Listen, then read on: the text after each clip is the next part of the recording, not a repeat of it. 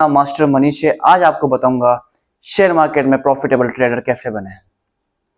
Share market का एक ऐसा फॉर्मूला देने वाला हूं जिसमें आप न केवल पैसा बनाएंगे बल्कि पैसे को डूबने से कैसे बचाएं यह भी मैं आपको बताऊंगा। आज इसका फॉर्मूला और डिफरेंट तरीका मैं आपको बताऊंगा।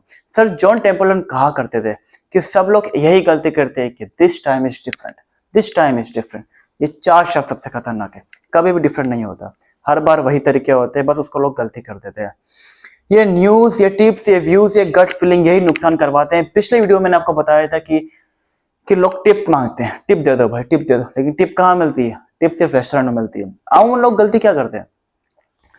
शूट करते हैं, रेडी और एम करते हैं, लेकिन ऐसा नहीं होता है।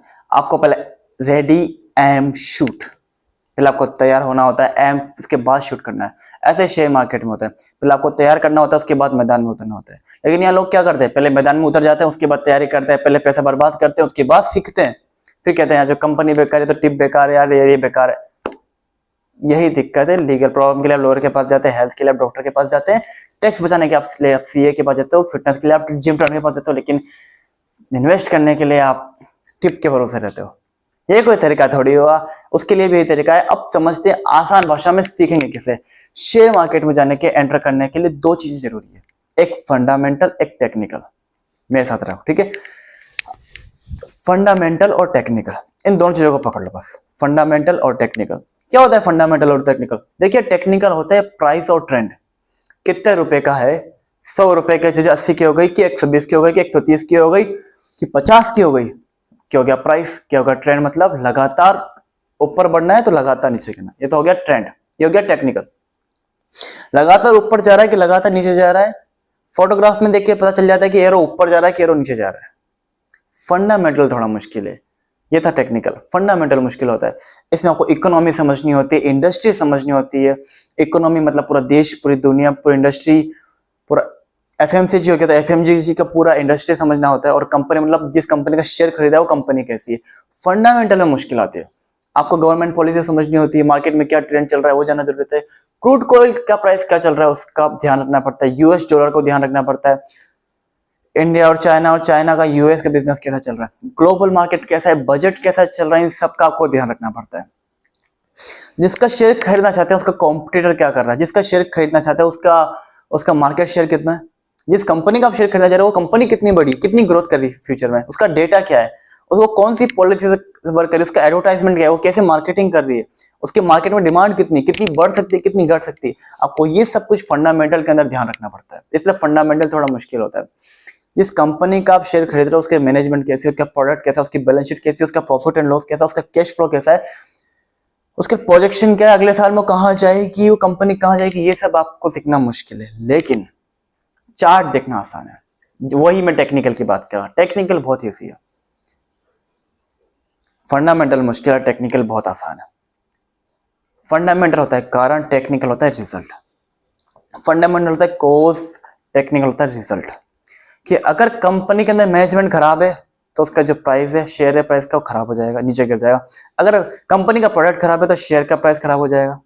आप खाली प्राइस चेक करो, आप सिर्फ प्राइस के ऊपर जाए, आपको सिर्फ प्राइस और टेक्निकल और चार्ट की तरफ जाना है। फंडामेंटल समझने के लिए आपको कोई एमबीए, फाइनेंस सब कुछ करना पड़ेगा, लेकिन टेक्निकल के लिए आपको सिर्फ प्रैक्टिस करनी पड़ेगी और सीखना होगा कि कैसे एक चार्ट देखा जाता है। आसान है, प्राइस ऊपर जा रहा है, प्राइस नीचे जा रहा है। देखिए प्राइस तीन तरीके से काम करता है, प्राइस या तो ऊपर जाता है, नीचे जाता है, साइडवेज रहता है, तीन जगह तो प्राइस जाता है। फंडामेंटल थोड़ा कॉम्प्लेक्स होता है, इसलिए शेयर मार्केट में लोग लूज कर जाते हैं। न्यूज देख रहे हैं, अरे देखो देखो जियो आ गया, रिलायंस आ गया, एयरटेल आ गया, अब तो चार्ट चेक करो, चार्ट।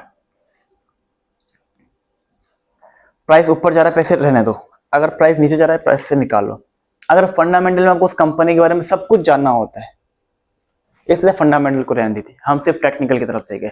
टेक्निकल पे आपको ज्यादा ध्यान नहीं देना, आपको सिर्फ चार्ट्स को देखना है। कुछ चीजें होती है, कैंडलस्टिक्स होती है, ट्रेंड होता है, जोन होता है, सब कुछ सीखना पड़ता है, लेकिन ये बहुत इजी है इज कंपेयर टू फंडामेंटल। तो इसलिए आपको मैं कहूंगा कि अगर आपको शेयर मार्केट में लर्निंग शुरू करनी है, सीखना शुरू करना है, तो हम टेक्निकल की तरफ जाएंगे, जो कि आपको मैं सिखाऊंगा कि टेक्निकल कैसे होता है, कैसे हम टेक्निकल सीख सकते हैं, पैटर्न्स क्या होते हैं, कैंडलस्टिक्स क्या होती है, ऑप्शन चेन क्या होती है, हम कैसे ऑप्शन सेलिंग कर सकते हैं, कैसे ऑप्शन बाइंग कर सकते हैं। तो ये सब चीजें टेक्निकल्स में आती है, कुछ समय लगेगा लेकिन आप जल्दी सीखने के बाद आपको बहुत आसान लगेगा। तो वही बात है कि आपको इसके लिए प्रैक्टिस बहुत करनी पड़ेगी। अगर आप पहले ही पैसे डुबा देंगे तो आप फिर कैसे सीखेंगे? इसलिए आपको पहले सीखना है, उसके बाद आपको सीखना है। देखिए, trend is your friend. Okay, trend is your friend, trend is your friend. इसका मतलब क्या हुआ? आपको ट्रेंड की तरफ जाना है, ट्रेंड को दोस्त बना लो, ट्रेंड को समझो, चार्ट को पढ़ना सीखो। आसान तरीका है, जो चार्ट पढ़ना सीख गया वो बन जाएगा। 5 तरीके की बातें होती है। देखो, पैसा लगाओ, क्या लगाओ? पैसा लगाओ। 5 चीजें होगी, या तो बड़ा लॉस होगा, छोटा लॉस होगा, बड़ा प्रॉफिट या छोटा प्रॉफिट या ब्रेक इवन। 5 चीजें हो सकती है। आपके हाथ में क्या है बताओ? कमेंट में मुझे जरूर बताना आपके हाथ में क्या है। आपके हाथ में बड़ा लॉस और छोटा लॉस को कवर करना। जो बड़ा डूबने वाला था, जो बड़ा बर्बाद होने वाला था, उससे कैसे बाहर निकले। वहीं टिके रहोगे, पैसा लगा रहेगा तो कमाते रहोगे। मुश्किल नहीं है, आसान है। आप ऐसे समझो इसको कि मेरा काम क्या है, आसान करना। ठीक है, अब जैसे हम क्या कर सकते हैं? अब आसान करने के लिए हम कैसे इसको कर सकते हैं कि हमें सबसे पहले जो बेसिक होता है, हमें वहां से शुरू करना पड़ेगा कि हमें पहले सबसे पहले प्राइस को समझना होगा कि प्राइस कैसे काम